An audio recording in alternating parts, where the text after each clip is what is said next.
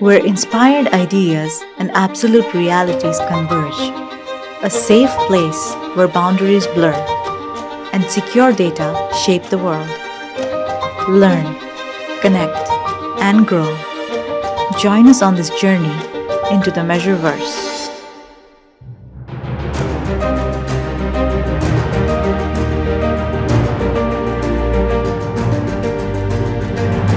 Good afternoon. Hi. That's how I look like in the metaverse, and this is how I look like in real life.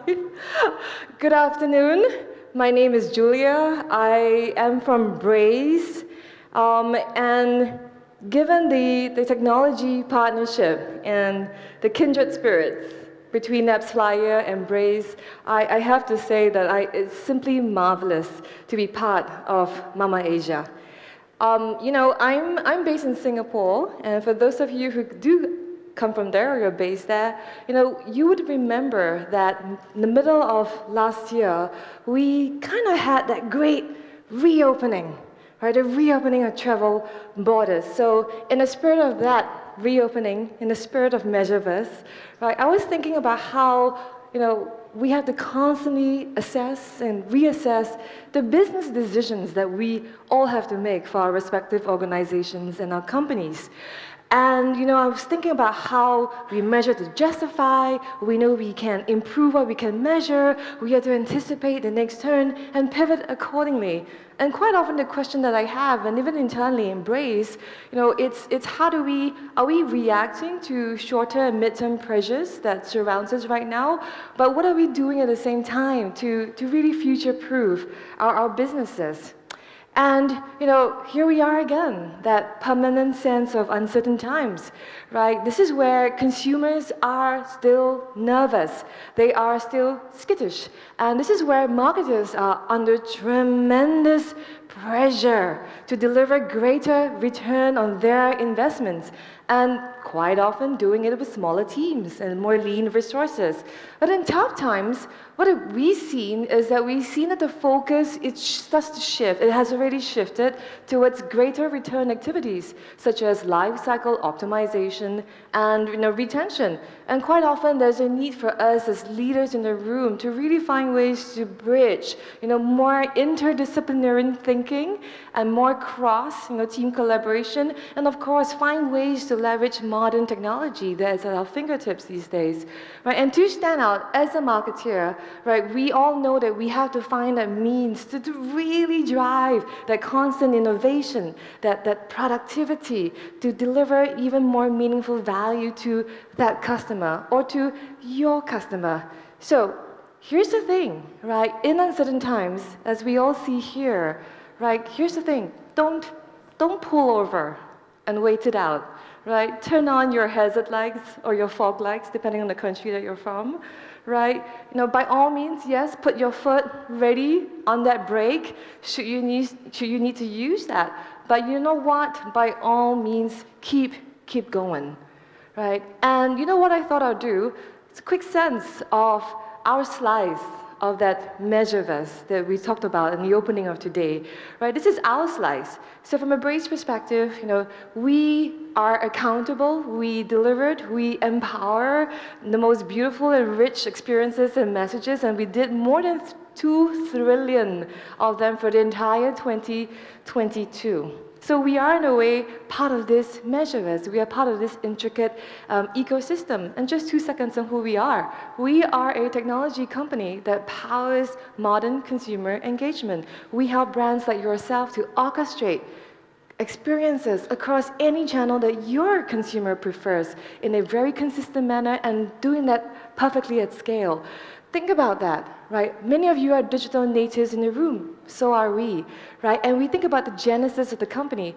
The seed for Braze was started at, a major generational shift about exactly 12 years ago, when the smartphone evolution started. Martin Lindstrom masterfully walked us through that slices of history where you really rethink, that perspective on life and how we engage with consumers, for example, right? 12 years ago, we were all all about helping a new group of businesses back then, mobile native businesses, to really find ways to engage with their customers. Fast forward now, 12 years later, it really doesn't matter whether it's about a mobile app or not. It doesn't matter whether for your company or for your brand, whether your primary channel is email, right, or a website. It doesn't matter. What matters is if tomorrow you want to add on a new channel, you want to experiment and see uplifts on that, can you do that with the fastest speed, right? So here's the thing: as we, look to, the concept of first-party. As we look at the future of customer engagement, we really want to kind of relook at how we review and how we approach first-party data and first-party, relationships, right? Today, in a way, from our conversations in various parts of the region, right, we still see that marketers still kind of see, first-party data. It's kind of that workaround to address the fall of third-party data, right? Instead of seeing really that intrinsic, that very deep, value of first-party relationships. After all, the relationships that your customer has, with your brand, right? It is your most valuable business asset, that you would agree. And most of the thinking that still somehow persists today, is really about how first-party data is kind of a response to third-party data becoming kind of less effective for targeting and, and advertising, right? And ultimately, it's all about how we can better understand this first-party data. Importantly, how can we take action on that first-party data? And all that forms a basis for a tremendous opportunity. It forms that basis for tremendous optionality, right? It really compounds that value for a brand over time, right? And as we can see here, that is that first step, in the evolution to move, from a loss avoidance mindset towards a growth mindset, right? So the first step, is really to describe and to understand, that first-party relationship, right? The second step is to then directly engage through that first-party relationship, right? You can take action, right, based on what you have learned about that customer in order to strengthen that relationship with that customer. Moving on to that final step, this is how you can then start to reapproach how you think about your business, how you can reimagine your business model, right? How does having those first-party relationships really change up the structure of your organization? Kind of relooking at the products you have, right? The experiences that you're trying to serve. Can it unlock new and exclusive experiences as well? In a way, this is about also giving you, as a business owner and a founder or a decision maker, that confidence as well to really relook at what makes sense for us as we move ahead, right, in the future. So, when we look at the next slide, Disney, can you help me with the clicker, please? Thank you. Right, so let's take a look at Disney, for example. Today, they are at the most sophisticated stage of first-party relationships evolution. So the evolution I talked about, from a loss avoidance mindset to a high-growth mindset, they are really at that sophisticated stage. But it took time for them to arrive at that stage. So if you kind of go back 10 years, let's face it, every human here, every one of you here has had a relationship with the Disney brand, correct? Right? And Disney has had beautiful customer relationships, but the majority of the engagement, the experience that you and I have experienced is kind of through some kind of intermediary, right? 10 years ago, I was humming Little Mermaid songs to my little one, right? Fast forward currently, yeah, guess what? With the live movie version of the Little Mermaid, all I can say is part of the world is kind of part of our world again as a song, right? But we all had that kind of relationship with Disney through a third party or through an intermediary, right? When you want to watch a Disney show, it was through cable or through a theater that Disney did not own. When you want to purchase a toy, it was through a big box retailer, for example, right? The closest sense to directly to Disney as a brand and experience was going to an amusement park, right? That was the most direct interaction that we had as a consumer. And you know what? When we went out to the car park, the crowded car park, pretty much that ends the relationship. And here's the thing, Disney didn't quite understand, right, that first-party data and the first-party relationships. Moving forward, in the current climate, in the current time, let's think about how they have taken those steps and how they have matured and evolved over time. So when you look at Disney now, right, with the creation of Disney Plus, right, they now have a direct consumer relationship that embraces, that also ties into e-commerce as well as direct merchandising. Right? They've established a superbly robust digital touchpoint that has really shifted their business model dramatically. And that has really changed up the essence of their customer relationship. Right? And we look at this. Disney always has had this. This is the map of Disney's master plans. Right? You watch the movie, you sing the songs, you buy the toy, you go to the amusement park. They always had this master plan. Right? And more brands, right, are going to do things like that to really build on and capitalize on first-party relationships, shifting from first-party data, making actionable throughout your entire customer journey, and driving that towards first-party relationship. Right? And here's the thing, we still find, for me, in the conversations that we have in various parts of Asia, is that people are kind of still stuck in stage 0 a little bit, right? And they're just trying to get better, targeting data, right, for their ads and the spend. And this is where the value, right, the true value of first-party relationships, and again, the optionality that it brings to your business is just simply incredible, right? But here's the thing. Here's that constant reassessment that is going on right now, in our organizations, in our boardrooms, right? This is the evergreen question that all of you, I'm sure, are part of a debate. It's marketing, is it a cost or is it an investment, right? And what's so amazing is that after decades of marketing evolution, right, this statement continues to be a hot debate. Right? And currently, even with the current macro environment that we're in, consumer expectations are as demanding as ever. You and I, we demand convenience, right, in our fingertips. Right? So when you look at marketing as a discipline and how that needs to become part of your fundamentals of your business decision, right, we're looking at how we measure, which measurement makes sense for our business outcomes and our goals. For example, looking at KPIs or driving up KPIs may not necessarily lead to a clear business impact. And when we look at spend from a marketing perspective or technologies associated with that, right, how do we look at that in terms of bringing a company, bringing longer returns and longer term investment for that company?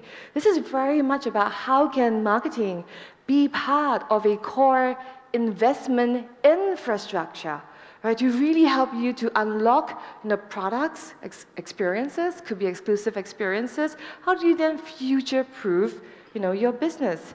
And here's the thing, this is so important, right? We all hear and we all see how CFOs just want to see the value of marketing investments, right? Because look at this, 45% of CFOs have either declined, rejected, or partially funded a marketing investment proposal, right? And we see quite a significant percentage all feel that, what, in downturn and in more challenging environment, that spend should go down, right? So this is so critical for the Office of Finance and Marketing to partner even more closer together, right? Again, for marketing to be seen as part of that core investment infrastructure for the company you're running, for the teams you're running.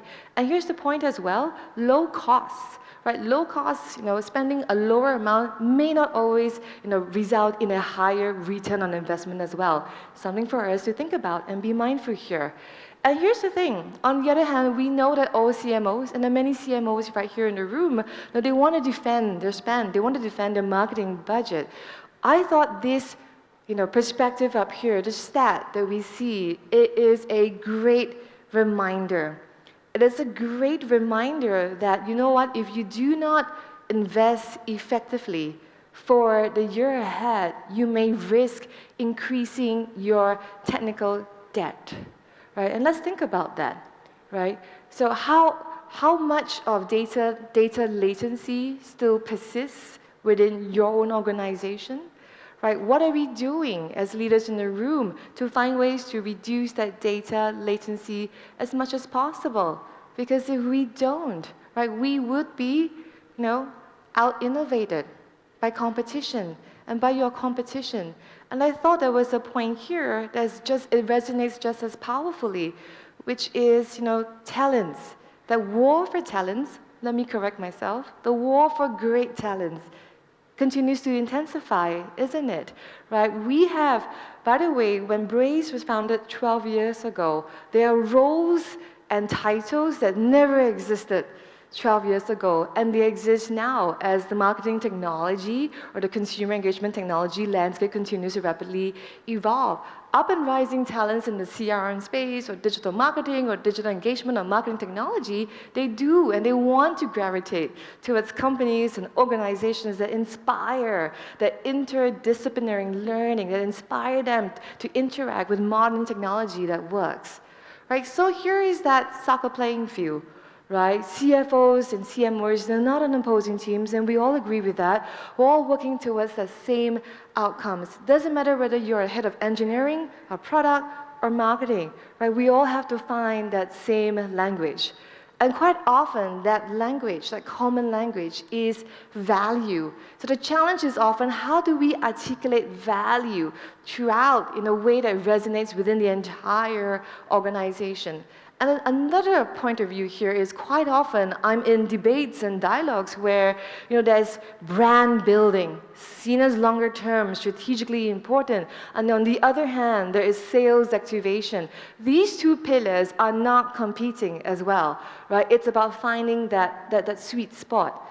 So when we position or when we look at marketing and its related consumer experience or consumer engagement as part of a core investment infrastructure for a brand like yourself to either transform or for like a brand yourself to stay contextually and competitively relevant or to survive.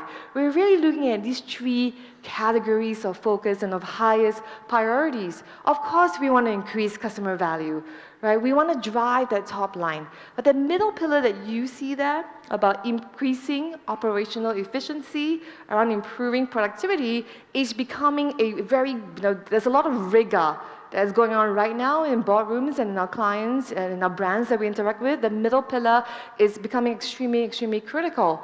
Why? Because we all want to reduce, for example, the reliance on engineering teams, more because we want to give time back to them. We also want to give time back to marketeers, right? We want to help them streamline their campaign creation process from creation all the way to execution. We want to reduce manual efforts as much as possible. What came up in one of the panelist sessions earlier this morning was the idea of we gotta live life a little bit better, employee wellness. The quality of life is also so key as part of the overall operational improvements here. We want to optimize spend. How do we improve campaign profitability? By prioritizing our less expensive owned channels. How do we do that, right? How do we leverage back to that power of first-party data to improve ad targeting or retargeting? So here's the thing, when a consumer that you're going after or when an audience, takes a certain action that you want them to do, the ability to take an action with that individual, right? But the ability as well to suppress that action in the moment is just as important. And this is a reflection for some of us in the room today. If a user or a target audience member has taken an action that you want them to, can you suppress? Can you implement suppression in the moment? And that is so critical because that helps you to reduce wasted, paid media spend over time. The last but not least pillar, that of future-proofing one's businesses. Simplify, simplify, simplify. How do we do our part as leaders in the room here to really break down the walls and the silos, how to simplify our technology stack, do away with unnecessary integrations, workarounds, and constant change requests. So whichever pillar resonates with your business and your organization currently, my perspective and our perspective is start with the one that has the highest impact to your company today, right? And here's the thing. Consumers have choices, and they always do, right? You look at some of the stats here that is pulled together by McKinsey, brand switching continues based on perceived value. Huge percentages from markets across from India, Indonesia, all the way down, right? Look at this, like, you know, huge percentages have tried different stores, kind of switched different brands in the last 3 months. Why? Because of perceived value. But if you look on the right-hand side, right, value is a major reason, but look at what's coming up. Purpose, novelty, right, quality. So the perspective here is, are you listening? What are you doing to hear your consumer better? Because consumers have choices. Yes, pricing is still a key determinant of a buyer's decision, but we have stats and research that shows us that in the last few years, a buyer has become a whole lot more discerning, right? And we look at this. This is what I call our nirvana, our ideal customer, someone who is forever loyal to us, right? And you know, we all know that it is so important to really understand what your consumer is looking for. How do we listen? How do we understand and act, right, in the moment, right? Martin brought up a fabulous term. You know, it's not B2C, B2B, but it's human to human. And then Braze, we actually have a philosophy internally that drives all the decisions within our own organization, and that is brand humanity. What are you as a brand owner doing to define, to drive empathy? What are you doing to have a very, very human, you know, conversation? And after you can drive and define empathy, how do you operationalize that? But how do you do that at scale? That is something that motivates us to keep moving forward, right? And here's the thing, right? There is still a gap between how brands perceive how effective they are versus, you know, what consumers really think. So 85% of brands believe that their experiences resonate with the modern consumer. And then here you have 60% of consumers that go, well, we sort of agree, right? And this is based on research. From Braze perspective, we have a tremendous amount of data insights to various brands that we partner with around the world and here in Asia. We combine it with extensive interviews that we refresh at the start of every year. So we interview about 2,000 marketing heads of vice president role and above. And this is that combination of the outcome. The research still tells us that there is a gap, right? And we also have insights about how, you know, we can no longer just rely solely on acquisition, right? You know, we have shifting regulations, the cost of acquisition is going up. How do we open up to new data, right, to new insights? 59% of organizations are focusing on collecting first-party data. The key thing here is, what is your strategy to continue to collect, but more importantly, what is your strategy to activate and shift those first-party data into effective first-party relationships? So I covered about the gap that still persists between the brand trying to serve an experience and the consumers who are interacting with the brand. I covered about how in the current climate, in the current macro situation that faces us all, there's always that decisioning, right? Where do we invest in? Where do we, you know, pivot to? And a lot of it is going to be, you know, how? And how do we go about doing this? And here's the thing. Better technology in consumer engagement, it just supports better creativity. Right? The role of technology is exciting with all the innovations that surrounds us, you know, every moment. Right? The role of technology is to enable. Right? So when you have the right technology, data, right? Data then becomes, or data inspires, you know, the creative. So data can inspire.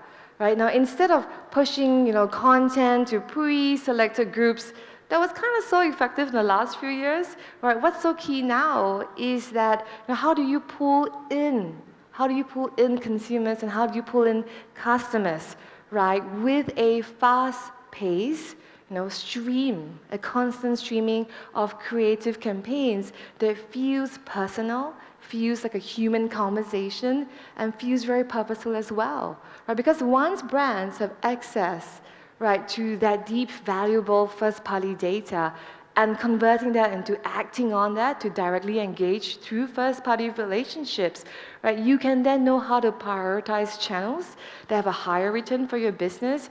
You can deepen that engagement to build longer-term sustainable relationships. You can also foster communities, right, among your customers as well, right? We talk about digital campfires these days because that's all about driving and encouraging a very authentic way to engage with your target audience. And, with that, in mind, right, when you think about that, the possibilities are truly endless. And the possibilities for a marketeer as well, it's also truly endless. And when we look at customer engagement as a well-known concept, but a concept that is still evolving, customer engagement, it is, and it has to be a team sport. Right? Again, when we just look at within our own respective organizations, we still see, and I still see marketing organizations where you have many, many, many teams, right? How truly unified are they? So, you have your email team, your mobile team, your performance team, your brand team, and so on and so forth. And that's even before you get to the potential silos that still persist between your marketing organization and product, for example, or your marketing organization and engineering. So here's the thing, right? If you are running a business, for example, that's in fintech or finserv, you have to manage, data that is both structured and unstructured. That is not, that's not a simple process and exercise to do as well. So we gotta activate the right data for a marketeer, and you can do that.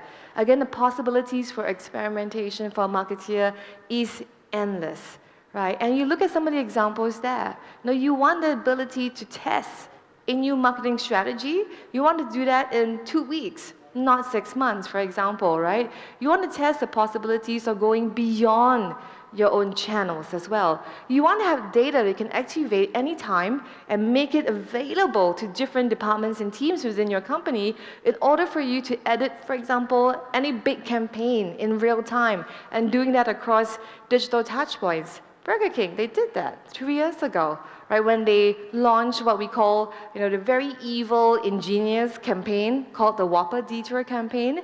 If you look it up, it's a fascinating case study there, and the business outcomes and uplift is tremendous with the Whopper Detour campaign that they did.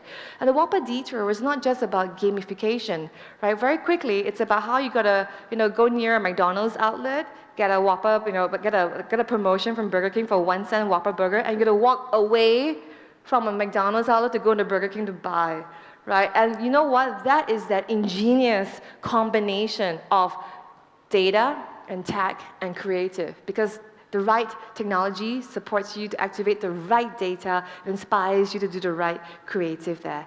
And that requires, very tight alignment. It requires very tight collaboration across an entire organization, with a very deep respect for different perspectives and an encouragement to build new and unique skill sets for the organization going forward. I'm going to wrap up with a perspective here. Well, it wasn't Einstein who said this. I know many of us think it is, but it wasn't Einstein who said this. It is still true that compound interest is really amongst the most powerful forces in the universe, right? Gains beget upon gains. Gains and benefits build upon gains and benefits. And the way that is how experimentation pays off in very, very similar fashion here.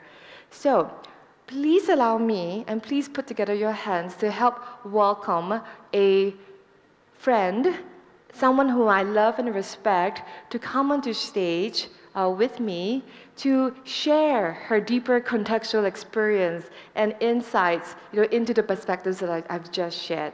So please welcome Dyah onto stage.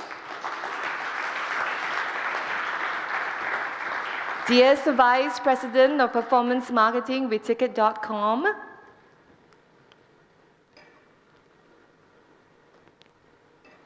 Thank you.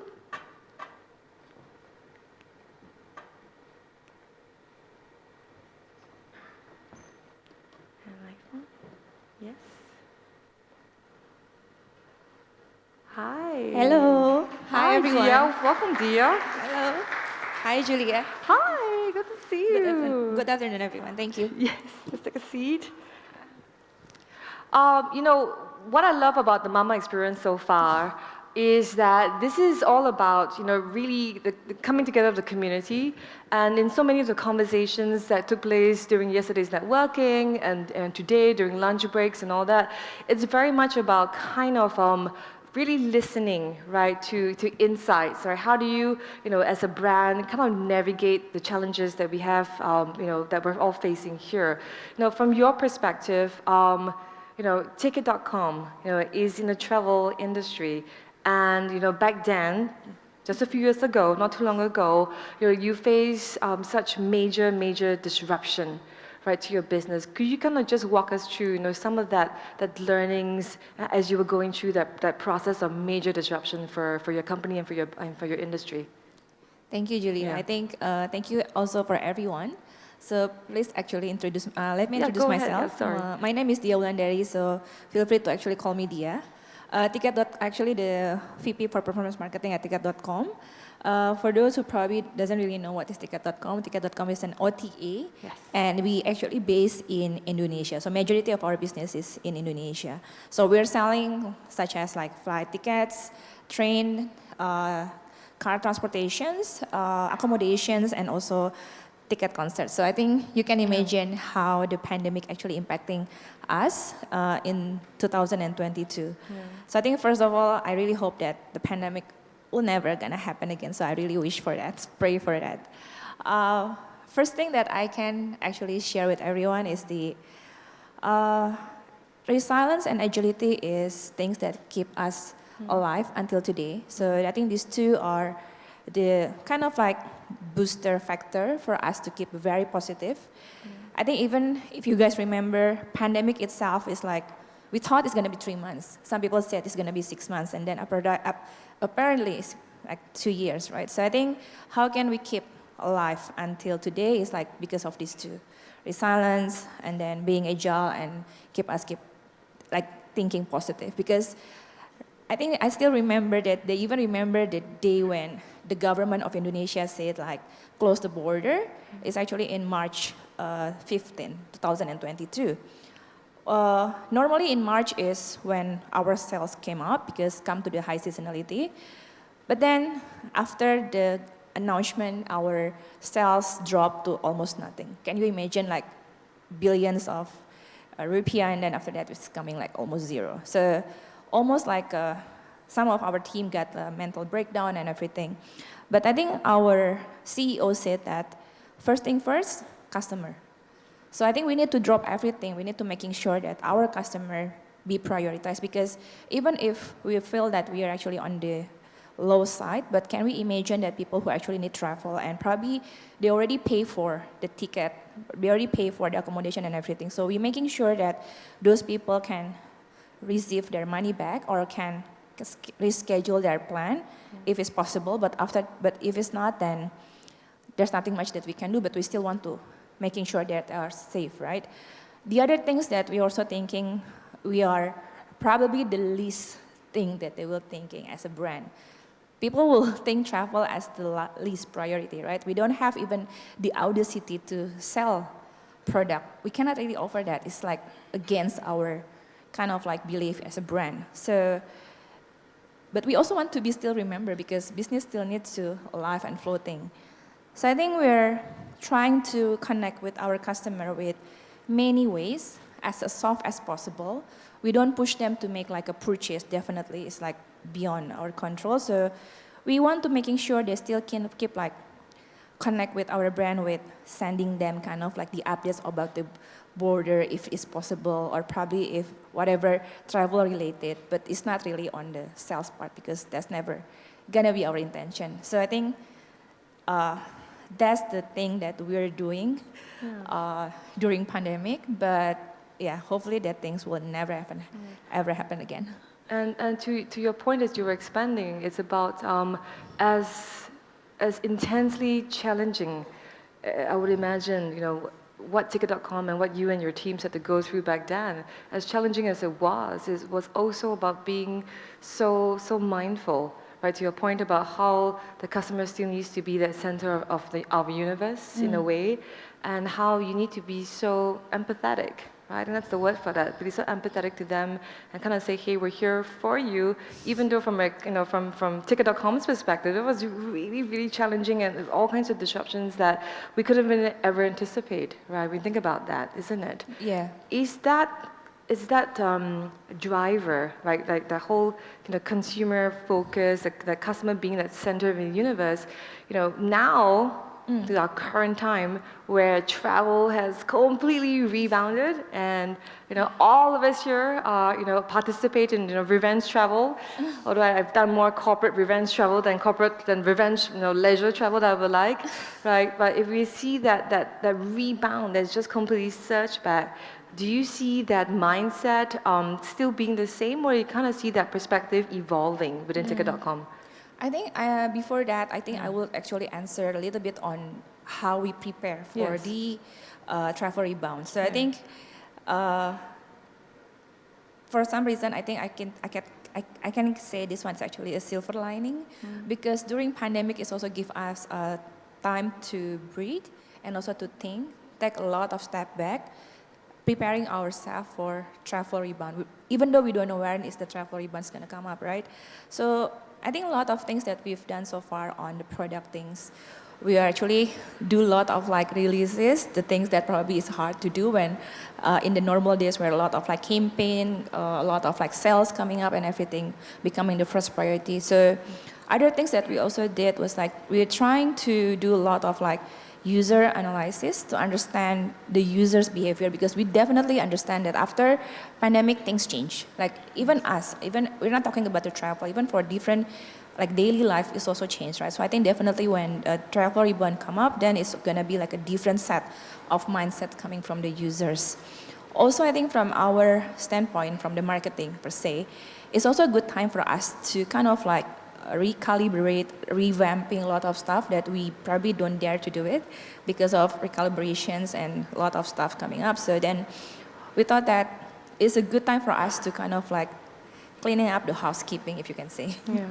And then because of that, I think we took it like a very deeply in terms of the preparations.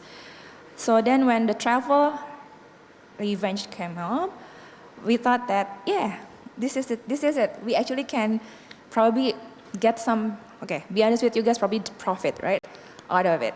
But probably not really, because even though people said it's a travel rebound, but things never be the same again like it was. So it's not ever 100% people travel or probably be kind of like as flexible as it was. Also, I think price, everything's becoming so expensive right now. So I think the travel rebound that we planned before is probably kind of like accommodate only like probably 10 to 15% of the preparation, but along to that side, we still kind of like adapting, right? So we're still kind of adapting with a lot of strategy. So I think things that we learned from pandemic is also give us a hard lesson to move fast, right? Whatever you prepare probably will not gonna be enough for the next probably 3 or 2 months. So you have to act fast. So I think a lot of like speakers earlier today said that fast is important, right? So I think for the next strategy, like a lot of technology that everything we need to adopt as well in the very fast.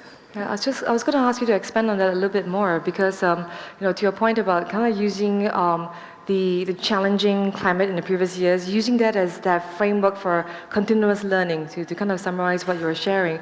Do you kind of, in that whole anticipation for the rebound, and now, to your point that the search is still ongoing right now, are there any like investment decisions or resources allocation where you kind of go, yeah, you know what, for 2023 ahead, this is an area that we really should accelerate in, or the opposite question as well, is there any area where you go, you know what, maybe we should just pause a little bit. I believe it was Tessa from Sendit, right, this morning, when she said sometimes you want to just pause a little bit, even though we're running like 100 miles an hour. What is your angle on that?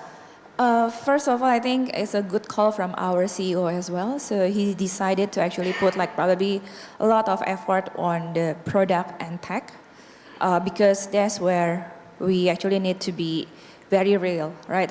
That's the bread and the butter that the user's gonna use, right? So I think a lot of discussion on how we actually can improve the product, even himself in kind of like involved on the product experimenting, right? So providing his feedback and everything. So I think it's also a good kind of like a culture transfer from the top to the all the level. And then the other things that we also think from the marketing point of view, we also understand that our customer is not 100%, it's not 100 unique users. Our customer is probably Julia, Ronan, and everyone in here. Everyone actually have a different specific needs in terms of the travel, so like especially travel, because travel need to be unique and very personal. So I think for that, we did a lot of like tests, something that we probably take it for granted before pandemic, because everything we thought like, oh, it's growth anyway, right? But then we actually call it as the micro experimenting. So because we call it like a probably like few experiments running for different purposes, but it's actually to try to prove things or two. Yeah, but then that's the things that we're actually gonna focus on. But I think the least one probably kind of like reduce on the manual works. So I think there's a lot of like within the processes, procedural hierarchy and everything. That's the things that we able to cut off a little bit. Yeah. I love how you talked about micro experimentation. Can you kind of give us a quick sense and a quick perspective of, I talked about acquisition, right? And kind of that mindset about, how do we look at acquisition? How do we look at it as a continuous growth loop instead going forward? How do we kind of shift perspectives on that? Could you just share with the audience quickly about what's Ticket.com and what's your perspective on acquisition? I can say my holiday period, or probably like honeymoon period of like getting traction, is probably already over, guys. So no more kind of like sessions, install, or users anymore. It's actually more deeper than that. It doesn't mean those two or those things are not important. It's still very important. But I think in terms of the definition as a company, we call it as like a new transacting users, because we learn, like you mentioned on your slide before I took a capture of it, like when the brides actually plead loyalty to the brand, to be very honest with you, in reality, it's very hard to get, right? So I think at the very least from our company, we say like new transacting users is kind of like the closest acquisitions term that we actually can use right now, that close to where we want to be, right? And I think that's why I think we actually collaborate well with all of the partners here, provide us with a kind of like perfect measurement. Yeah, and we thank you for that partnership as well. And to your point, I think it's for each company here and for Ticket.com, for example, to be so clear as to what is important in terms of what is that measurement that makes sense for your business. And you talk about newly transacted users being that one of the key goals and drivers for Ticket.com as well. Could you kind of wrap up with that? With your own personal view, right? When we look at the need to always constantly anticipate, and you talked about how Ticket.com has learned so much, right? Especially with the last, few years, right? What is your advice when it comes to, when you look at consumer engagement? What is your advice when it comes to looking at how do you look at your technology infrastructure, all the way to how you look at the different teams, the different departments, and the different skills that you have in Ticket.com? Is there any guidance or perspective that you would like to share with the audience today? I think to answer that, I will borrow my CEO terms. He said like, put customer first, customer centric. So that's the North Star. I think the North Star, some company, I think differently. For us, the North Star is supposed to be the customer, right? Because they are the one who we serve. And hence, I think whatever different KPI that the team could have, different perspective, I think it has to go towards to that direction to serve our customer better. And as I mentioned, our customer is like not 100 of unique users, but it's actually you and everyone here as a unique individual. Yeah. And it's really about, if you think about that, how do you get down to how do you really listen and kind of, respond, right, in the moment to your point exactly, which is so beautifully put. It's down to that individual in that moment and how they interact with Ticket.com's experience and brand, right? So, Dyah, thank you so much Thank you. for being so generous, with your insights and being so open with your experiences with the audience in the room. I hope that the audience here is also appreciates and has some clear takeaways, from Dyah as well. So please join me to thank Dyah. Thank you. Thank you. Thank you.